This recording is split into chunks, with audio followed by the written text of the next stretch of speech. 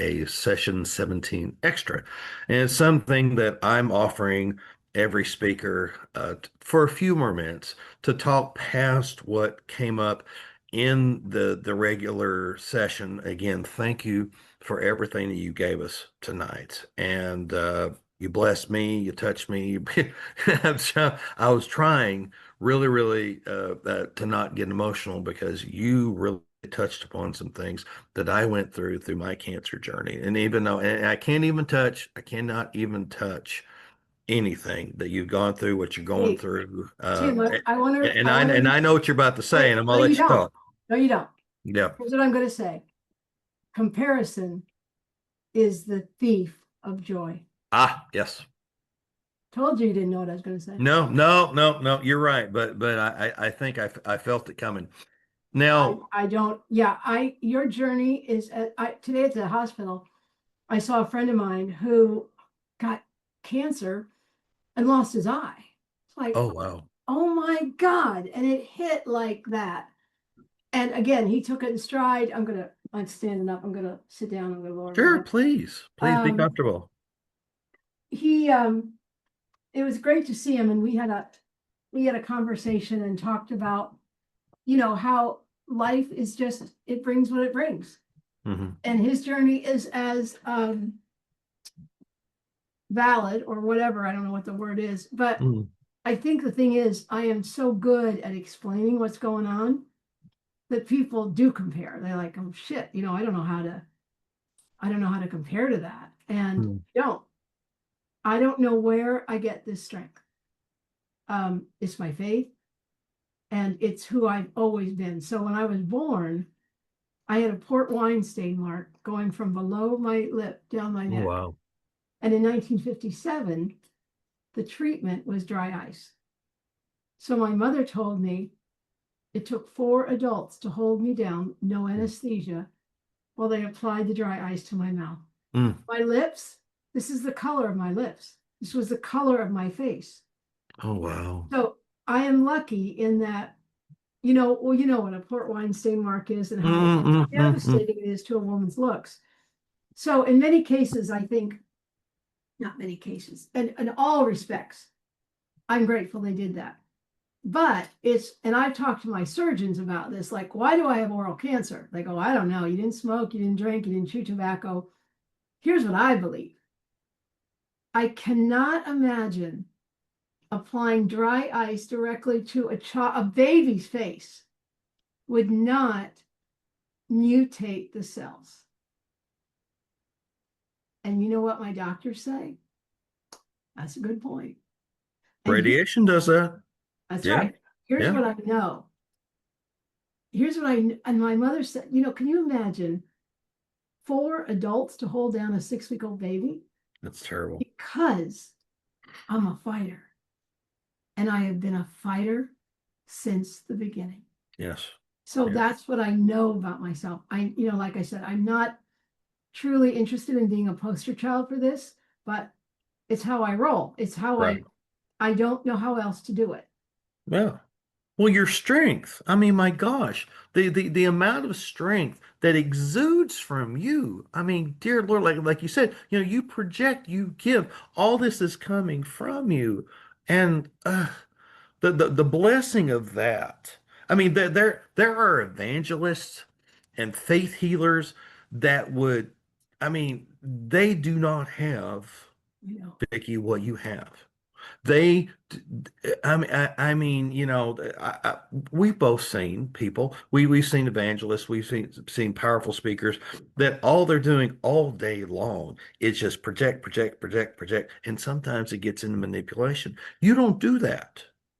You're not doing that at all. You're no, being yourself. You are standing where you are, and the inspiration that comes from that is phenomenal. And okay. I'm gonna do a review of this after we talk, and I'm gonna have to really think about this without getting a little weepy. Because Oh, like for me, like one of the seminal moments in my life, rock.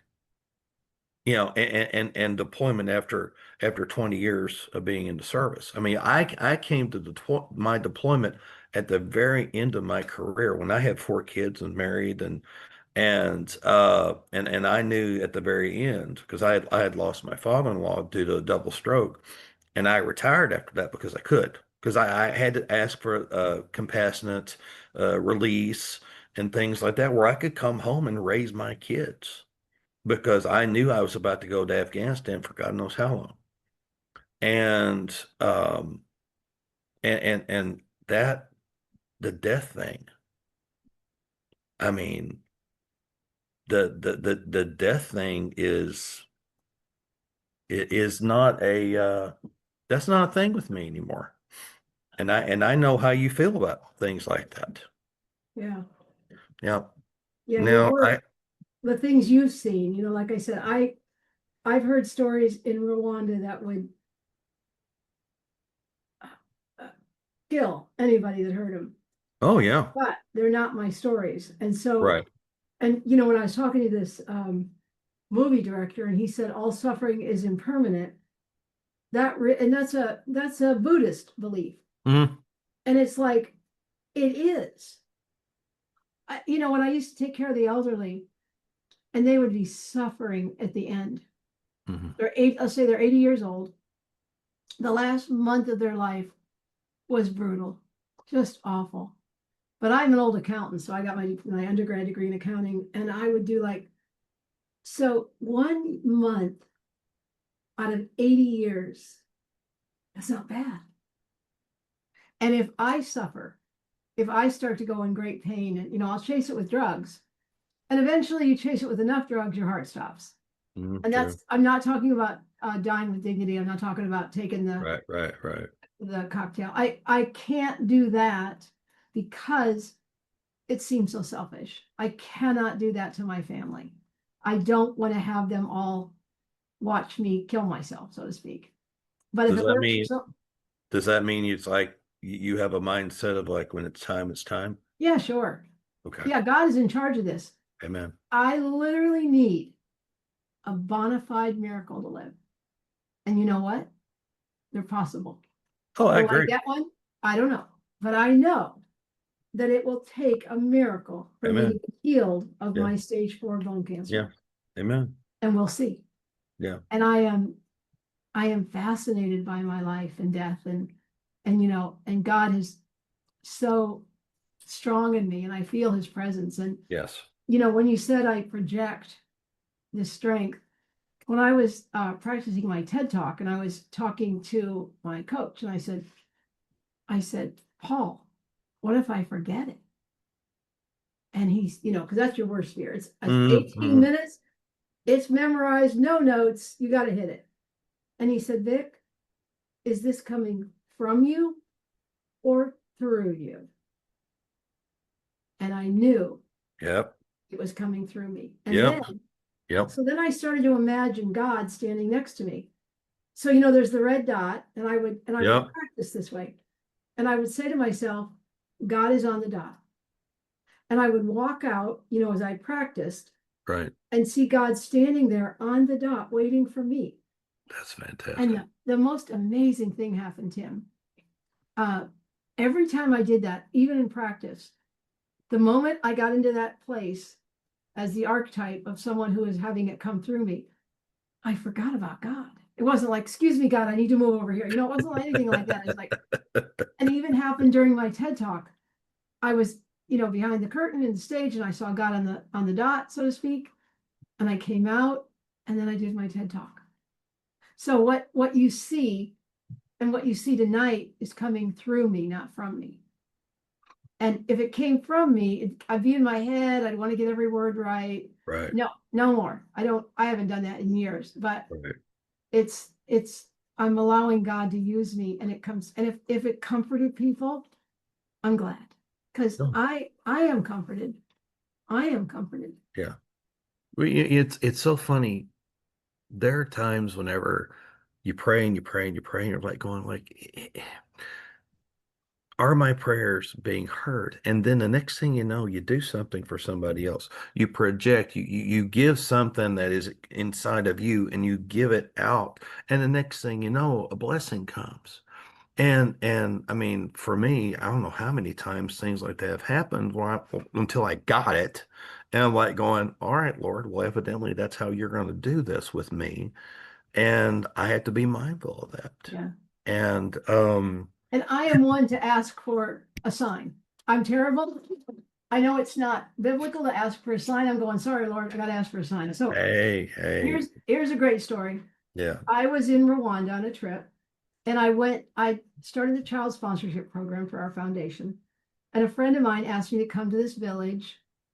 They had a child sponsorship program. They wanted me to consider it. Now I know I'm going to say no, but I went on the, trip. I get to the village. There's like 100 kids. If you've ever been to Africa, or they all come out and dance and sing, and it's really touching. And there were like 7 women sitting under a tree. They were some of the mothers of these kids. Hmm. And we got all done with the kids, and John, who was leading the group and had his own foundation there, he wanted me to consider helping. He said, "Would you like to come and talk to the women?" I said, "Sure." Now, uh, do unbelievable. They're not excited to see a white woman. So one more white woman. So, and I Yeah, get it. And yeah, I know that's me. So I don't go over there like, and aren't you glad I'm here? It's like, okay. So yeah. I sat down, I greeted them in Kinyarwanda, I spoke, we shared stories, they could ask me anything, we had great talks. And then I said, does anyone else have a question? And this one woman who had been staring at me raised her hand, and she stood up and she said through the translator, "I need a goat." I'm thinking, we're not doing goats. And then I heard God in my head, who sounded like a 50-something-year-old white woman, say, "Give her a goat." Give her a goat. So I turned to John. I said, "How much are goats?" Yeah. He said they were $17. And then God said, "Give them all goats." So I turned to the women and I said, "I want you to know, I want to thank you for asking for what you really wanted. And I want you to know, I'm going to give you each a goat." And they went from proper and control, they went wild. They're That's standing great. up, they're hugging, they're screaming, they're hugging me, they're yelling, they're praying, they're praising God. It Hmm. was great. And so, and I'm thinking, what the heck was that? Yeah, And it was yeah, like, there were like 9 women, I think. yeah. And I paid for the goats, and we're in the car going back to the main city. And I'm thinking, Lord, was that you? And I turned to the woman, Angelique, or Angelique turned to me and she said, "Vicky, I want to tell you something." She said, "That woman who asked for a goat is a new believer." Can you hear me? Can you Oh, hear me? Oh yeah, you froze on the screen, but you can hear oh me. yeah, yeah. Okay. He said she's a new believer. And yesterday she came to me and she said, "Angelique, I need a goat." And Angelique said, "We don't have any goats." Often people would give them goats. Right, right. And she said, "Well, what do you want me to do?" And Angelique said, "You must pray." And the woman said, "You mean if I pray to my God, he will bring me a goat?" And Angelique said, "Yes." And they prayed. And as I like to say, the next day, the old goat showed up. We sold, in fact, that's how I met Sarah.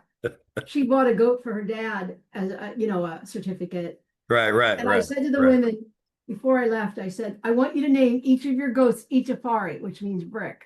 Yeah. And they all laughed. And I said, "I will pray that God will give you the best goats in the village." When we came back the following year to the same little village, one of the women brought me to her house, very excited. She'd had a couple of kids by the goat. And she said, "Mama, my ihene," which is the word for goat, Yeah. has been the best fertilizer. My crops have never been better. So, so I always ask for a sign. I need to know that Yeah, it's not me. yeah, It's not me. yeah, And yeah, God blesses me. yeah. Amen. Amen. Well, hey, I tell you what, uh, you've blessed me tonight and blessed us Okay. tonight. thank you so much for taking part of this with me. This is my Distinguished Toastmaster project. This is something that I decided to do to build other people up. And you've spoken before. This is not a new thing for you, but I'm very, very blessed to know that I was able to share you Oh, with other people that may have never met you before. thank you. Of course, of course. So, and it's kind of interesting that we're still talking because my Zoom feed right now is acting up and wants me to shut down. And I'm like going, no, we're not going to do that Yeah, until we finish you've been this. frozen for 5 minutes on the screen. Yeah, and I see everything right now, so everything's okay here. So at least you can still hear me. So I have hope. Well, it's been And an honor and a privilege, and yes. I really thank you for tonight. Yes, thank you. Thank you so much as well. And I hope you have a wonderful night. Thank I you. hope you have pain-free and peaceful days that you sleep well and there's none of this that's the holding up your thumbs to keep things together up on top. And I yeah, exactly. God. Yeah, I can't imagine, Oh, but you know what? I mean, if he it he happens, I'll deal. I just, I I'm know. asking God, please, Right. God, please, God, please don't do that. Yeah. Please. I But don't want to face that. the best thing though, we just keep on blessing people, right? Right. Amen. All right. Well, you have a wonderful night. Thank you. Thank you for the blessing. You're And I welcome. hope you Take sleep care. well tonight. All Thank righty. you. You too. Bye All bye. right. Let's see you. Bye-bye.